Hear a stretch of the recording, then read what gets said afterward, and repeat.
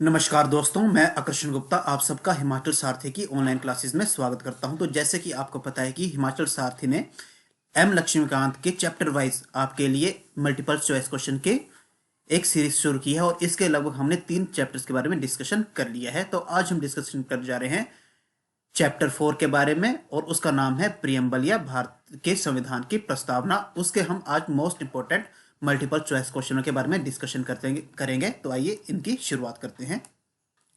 First question आ रहा है कि सर्वप्रथम किस देश के संविधान में प्रस्तावना को सम्मिलित किया गया। तो सर्वप्रथम अमेरिका देश के संविधान ने अपने संविधान में प्रस्तावना को सम्मिलित किया। तो इसका आंसर हो जाएगा, आंसर सी इज करेक्ट। और इसी के बाद ही अन्य देशों ने अपने संविधान में प्रस्तावना को शामिल किया गया, उसमें भारत भी एक देश है। अब सेकंड क्वेश्चन आ रहा है आपका, भारतीय प्रस्तावना में सम्मिलित समाजवादी, गणराज्य, लोकतांत्रिक, धर्मनिरपेक्ष, संपूर्ण, प्रभुत्व व संपन्न शब्दों को सही क्रम में लिखिए।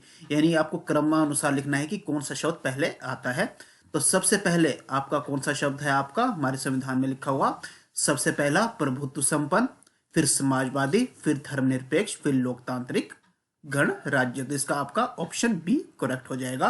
तो हमारी प्रस्तावना क्या कहती है, हम भारत के लोग भारत को एक संपूर्ण प्रभुत्व संपन्न, समाजवादी, धर्मनिरपेक्ष, लोकतांत्रिक, गणराज्य बनाने के लिए और इसके समस्त नागरिकों को सामाजिक, आर्थिक और राजनीतिक न्याय, विचार, अभिव्यक्ति, धर्म, विश्वास व उपासना की स्वतंत्रता, प्रतिष्ठा और अवसर की समता प्राप्त करने के लिए तथा व्यक्ति की गरिमा और राष्ट्र की एकता तथा अखंडता को सुनिश्चित करने वाला बंधुत्व बढ़ाने के लिए दृढ़ संकल्पित होकर अपनी इस संविधान सभा में आज दिनांक 26 नवंबर 1949 को एतद द्वारा इस संविधान को अंगीकृत, अधिनियमित और आत्मपर्पित करते हैं। तो ये क्या किया, ये सब क्या बोला गया हमारे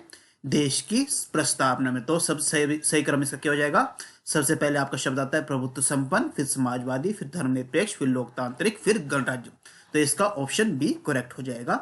तो थर्ड क्वेश्चन आ रहा है आपका कि किस संविधान संशोधन अधिनियम द्वारा प्रस्तावना में समाजवादी, धर्मनिरपेक्ष और अखंडता शब्द सम्मिलित किए गए।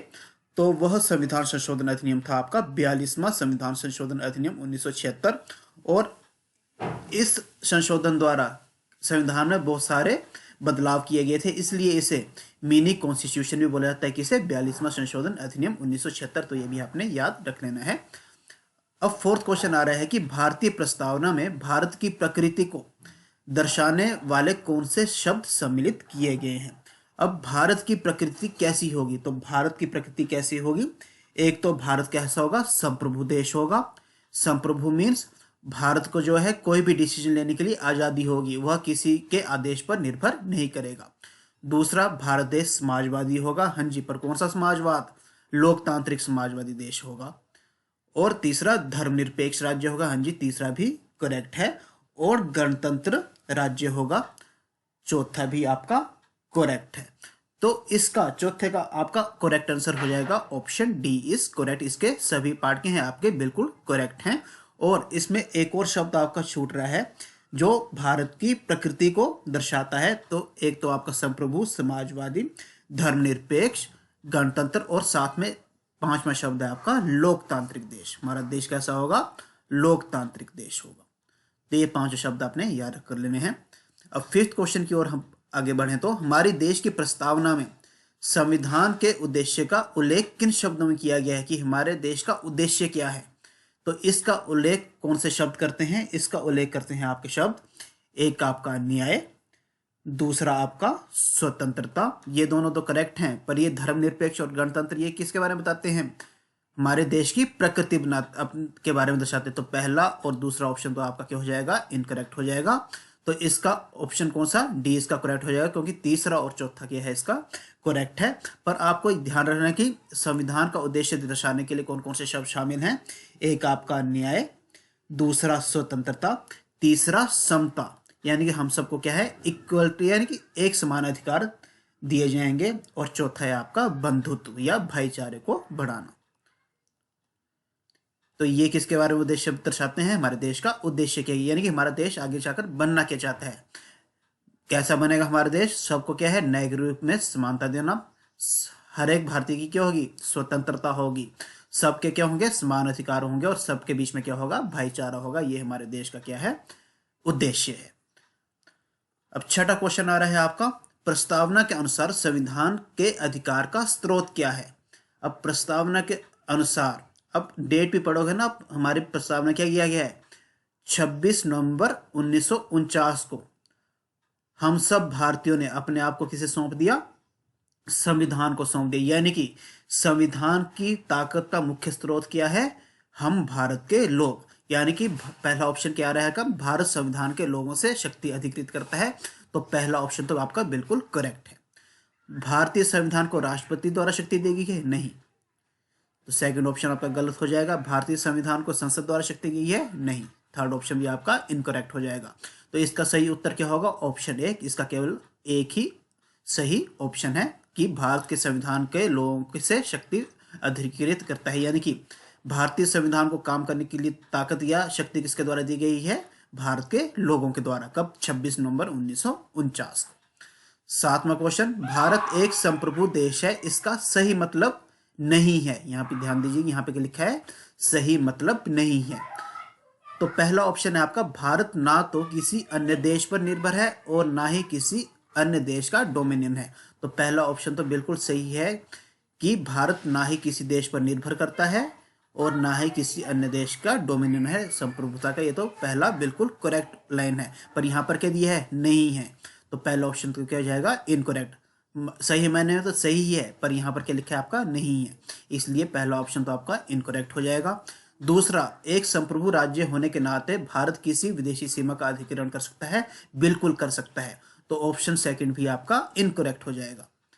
थर्ड ऑप्शन, एक संप्रभु राज्य होने के नाते भारत किसी भी अन्य देश के पक्ष में अपनी सीमा के किसी भी हिस्से का दावा छोड़ सकता है? बिल्कुल सही, छोड़ सकता है। तो ऑप्शन थ्री भी आपका इनकरेक्ट हो जाएगा। तो इसमें कोई भी आप ऑप्शन जो है गलत नहीं है, सभी के हैं सही हैं। तो इसका आपका आंसर क्या हो जाएगा? Option D is correct. आठवां क्वेश्चन आ रहा है कि भारत ने वर्ष 1949 में राष्ट्रमंडल या कॉमनवेल्थ की सदस्यता स्वीकार करते हुए किस देश को अपना प्रमुख बनाया? तो वो बनाया ब्रिटेन को। ऑप्शन इसका बी करेक्ट हो जाएगा। नाइन्थ क्वेश्चन, भारतीय प्रस्तावना में सम्मिलित समाजवादी शब्द का सही अर्थ क्या है? तो पहला ऑप्शन क्या है आपका? इसे 42वें संविधान संशोधन अधिनियम के तहत संविधान में जोड़ा गया। तो पहला ऑप्शन आपका बिल्कुल सही है।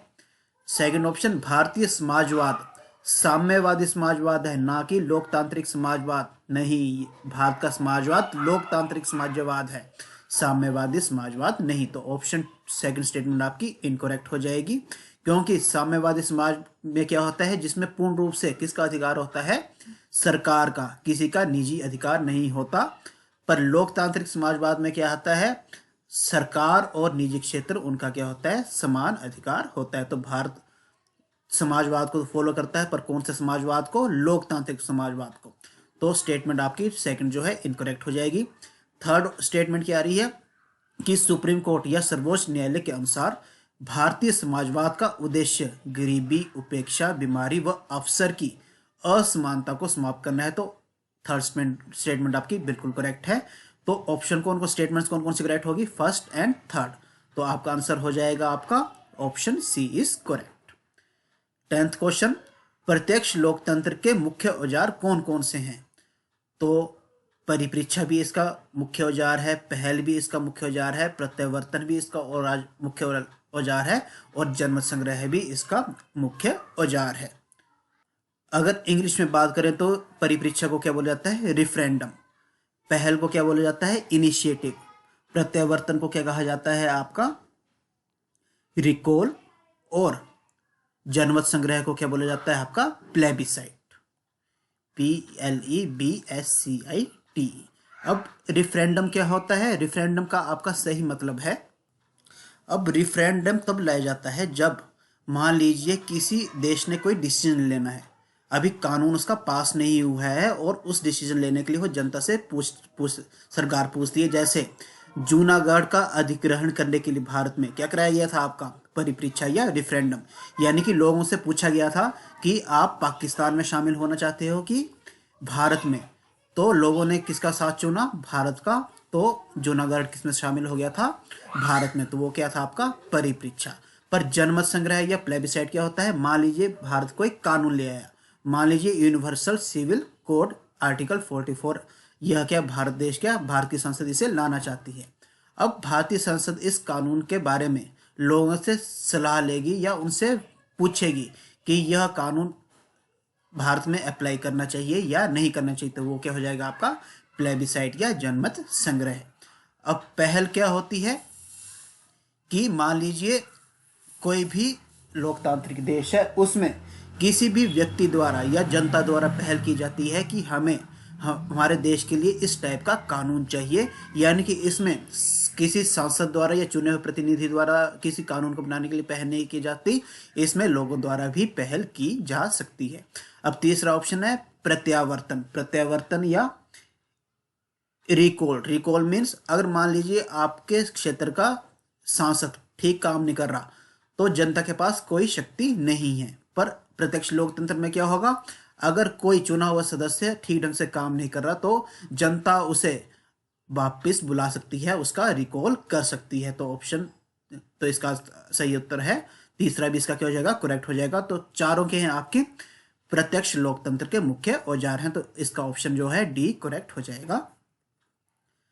11th क्वेश्चन, 25 नवंबर या 25 नवंबर 1949 को संविधान सभा में दिए गए अपने समापन भाषण में राजनीतिक लोकतंत्र तब तक स्थायी नहीं बन सकता जब तक कि उसके मूल में सामाजिक लोकतंत्र नहीं हो। यह शब्द किसके द्वारा बोले गए? यह शब्द बोले गए डॉक्टर बी.आर. अंबेडकर के द्वारा। तो ऑप्शन बी इसका करेक्ट हो जाएगा। 12वां क्वेश्चन, भारतीय संविधान में शामिल गणतंत्र शब्द का सही अर्थ क्या है और इसमें क्या क्या सम्मिलित है? अब पहली स्टेटमेंट है आपकी, गणतंत्र राज्य में देश का प्रमुख हमेशा प्रत्यक्ष अथवा अप्रत्यक्ष रूप से एक निश्चित समय के लिए चुनकर आता है। हाँ जी, गणतंत्र देश वह होता है जिसका राज्य का मुखिया कैसे प्रत्यक्ष या अप्रत्यक्ष रूप से चुनकर आता है। जैसे भारत का मुखिया कौन है?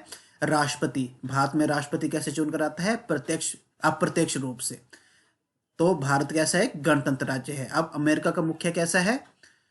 वो भी राष्ट्रपति है, पर वो कैसे चुनकर आता है? प्रत्यक्ष रूप से। भारत का राष्ट्रपति अप्रत्यक्ष रूप से मीन्स हम लोग पहले सांसद को या लोकसभा और राज्यसभा के सांसदों को चुनते हैं और राज्य विधानसभा के सदस्यों को चुनते हैं, फिर वह आगे चलकर राष्ट्रपति का चुनाव करते हैं। पर अमेरिका में राष्ट्रपति का चुनाव कैसे किया जाता है? सीधे लोगों द्वारा। तो गणतंत्र देश उसे बोला जाएगा जिसका मुख्य जो है प्रत्यक्ष या अप्रत्यक्ष रूप से चुना जाता है। तो पहली स्टेटमेंट आपकी बिल्कुल सही है। सेकंड स्टेटमेंट क्या कहती है? राजनीतिक संप्रभुता किसी एक व्यक्ति जैसे राजा के हाथ में होने के बजाय लोगों के हाथ में होती है। हाँ जी, इसमें जो भी देश का कार्यभार एक राजा के हाथ में ना होकर लोगों के हाथ में होती है। हाँ जी, तो सेकंड स्टेटमेंट आपकी बिल्कुल करेक्ट है। थर्ड स्टेटमेंट, किसी भी विशेषाधिकार प्राप्त वर्ग की अनुपस्थिति। हाँ जी, किसी विशेष वर्ग को स्पेशल अधिकार नहीं दिया जाता। तो ऑप्शन स्टेटमेंट, थर्ड स्टेटमेंट भी आपकी बिल्कुल करेक्ट है।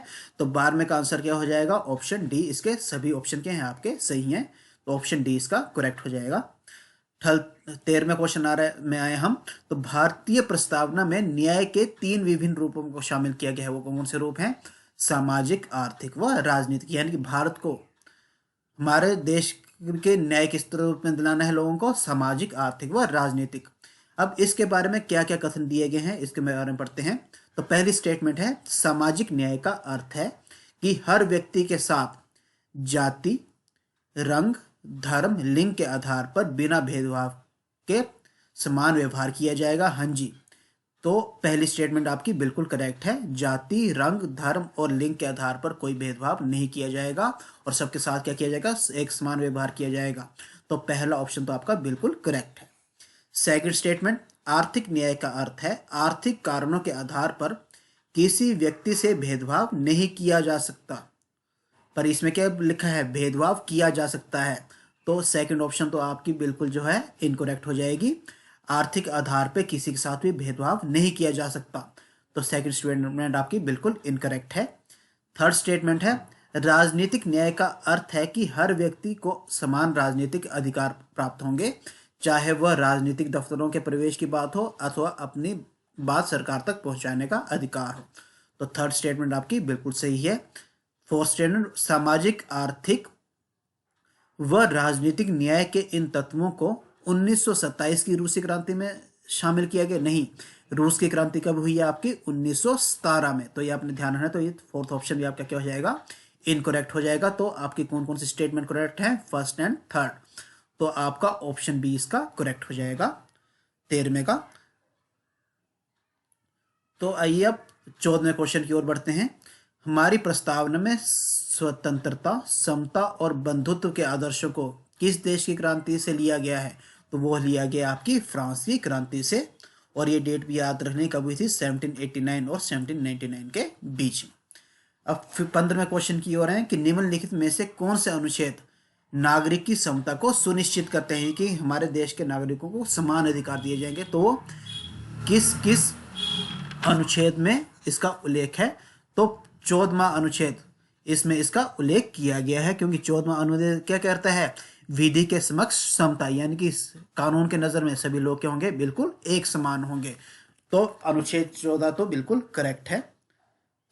अनुच्छेद 15 क्या कहता है? धर्म, जाति, लिंग या जन्म स्थान के आधार पर किसी से भेदभाव नहीं किया जाएगा, यानी कि यह भी क्या है? नागरिक की समता को बताता है। 16वां अनुच्छेद लोक नियोजन के विषय में अवसर की समानता, यानी कि किसी भी व्यक्ति के साथ काम के नजर में भेदभाव नहीं किया जाएगा। तो 16वां ऑप्शन भी आपका बिल्कुल करेक्ट है। 17वां आर्टिकल क्या कहता है? अस्पृश्यता का अंत, यानी कि अनटचेबिलिटी का अंत, ये भी बिल्कुल सही है। 18वां आर्टिकल क्या कहता है आपका? उपाधियों का अंत, यानी कि जैसे पहले आपका राय दुर्लभ, राजा साहब, ऐसी उपाधियां लगाई जाती थी, वो भी क्या हो गई है? समाप्त कर दी है आर्टिकल 18 के तहत। तो 18 भी आपका बिल्कुल सही है। अब 39वां आर्टिकल आपका क्या कहता है? तो ये कहता है, यह किस में आ रहा है आपका? राज्य के नीति निर्देशक सिद्धांत में। अब ये क्या कहता है? महिला तथा पुरुष को जीवन यापन के लिए पर्याप्त साधन और समान काम के लिए समान वेतन के अधिकार को सुनिश्चित करता है। तो 39वां आर्टिकल भी आपका बिल्कुल सही है। अब 325वां आर्टिकल के या अनुच्छेद क्या कहता है आपका? कि धर्म, जाति, लिंग अथवा वर्ग के आधार पर किसी व्यक्ति को मतदाता सूची शामिल में होने के अयोग्य करार नहीं दिया जाएगा, यानी कि सभी लोग क्या हैं? जो भी 18 वर्ष से ऊपर हो गए हैं, चाहे वो पुरुष हो या स्त्री, उनको वोट देने का समान अधिकार होगा। किसी के लिंग के आधार पर या धर्म के आधार पर या जाति के आधार पर भेदभाव नहीं किया जाएगा। तो अनुच्छेद 325 भी समता के अधिकार को सुनिश्चित करता है। अब 326वां क्या कहता है आपका?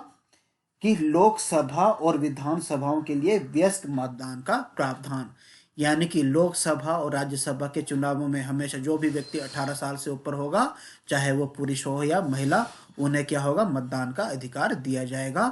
तो ऑप्शन ए आपका करेक्ट हो जाएगा।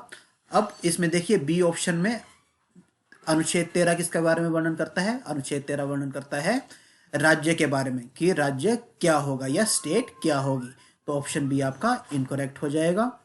अब यहाँ पर 14, 15, 16, 18 तो ठीक है, पर 22वां और 29वां आर्टिकल आपका सही नहीं है। तो ऑप्शन सी भी आपका इनकरेक्ट हो जाएगा और ऑप्शन डी ऑलरेडी आपका इनकरेक्ट है। तो इसका सही उत्तर क्या हो जाएगा? Option a is correct. अब आइए 16वें क्वेश्चन की ओर आते हैं कि प्रस्तावना के अनुसार बंधुत्व में दो बातों को सुनिश्चित करना होगा, वह क्या क्या है? तो वह दो बातें कौन कौन सी हैं आपकी? व्यक्ति का सम्मान और देश की एकता और अखंडता। तो इसका ऑप्शन ए आपका करेक्ट हो जाएगा। 17वां क्वेश्चन, किस केस में यह माना गया है कि प्रस्तावना संविधान का भाग नहीं है? तो पहले बेरुबेरी केस ने क्या माना? कि संविधान प्रस्तावना जो है संविधान का भाग नहीं है। पर केशवानंद भारती केस में क्या बोला गया? कि प्रस्तावना जो है हमारे संविधान का भाग है।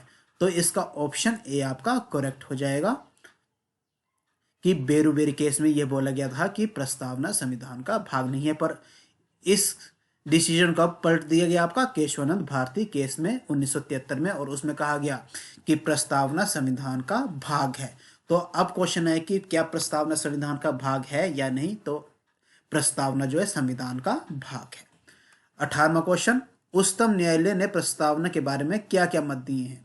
तो पहली स्टेटमेंट है आपकी, प्रस्तावना ना तो विधायिका की शक्ति का स्रोत है और ना ही उसकी शक्तियों पर प्रतिबंध लगाने वाला। तो पहला ऑप्शन तो आपका बिल्कुल करेक्ट हो जाए कि प्रस्तावना ना ही आपकी लेजिस्लेचर या विधायिका, जिसमें लोकसभा, राज्यसभा और राष्ट्रपति आते हैं, इनको शक्ति प्रदान करता है और ना ही इनकी शक्ति पर कोई प्रतिबंध लगाता है। तो ऑप्शन पहला आपका क्या स्टेटमेंट आपकी फर्स्ट क्या हो जाएगी? बिल्कुल सही है। दूसरा, यह न्यायिक है, अर्थात इसकी व्यवस्थाओं को न्यायालयों में चुनौती दी जा सकती है। तो ऑप्शन सेकंड स्टेटमेंट आपकी बिल्कुल गलत है, यह एक गैर न्यायिक है। हमेशा याद रखना, क्वेश्चन आ सकता है कि क्या प्रस्तावना न्यायिक है या गैर न्यायिक? तो हमेशा लिखना यह गैर न्यायोचित है, यानी कि इसकी व्यवस्थाओं को न्यायालयों में चुनौती नहीं दी जा सकती। तो इसका ऑप्शन क्या हो जाएगा? Option a is correct. 19वां क्वेश्चन, हमारे संविधान की प्रस्तावना में केवल एक ही बार संशोधन किया गया है, वह अधिनियम कौन सा है? वह अधिनियम है आपका 42वां संशोधन अधिनियम 1976, जिसमें 3 शब्द जोड़े गए थे आपके, कौन से? समाजवादी, लोकतंत्र और अखंडता को। 20वां क्वेश्चन, किस संवैधानिक विशेषज्ञ द्वारा प्रस्तावना को संविधान का परिचय पत्र कहा गया है या आइडेंटिटी कार्ड ऑफ कॉन्स्टिट्यूशन कहा गया है? तो वो थे आपके NA पलका, तो पलकी वाला। तो इसका ऑप्शन कौन सा करेक्ट हो जाएगा? Option C is correct. तो आज हमने लगभग 4 चैप्टर के most important multiple choice question आपसे डिस्कस कर लिए हैं। तो गाइज, अगर आपको हमारे लेक्चर पसंद आ रहे हैं तो प्लीज़ हमारे चैनल को लाइक कर दें, शेयर कर दें और सब्सक्राइब करने ना भूलें। Thank you.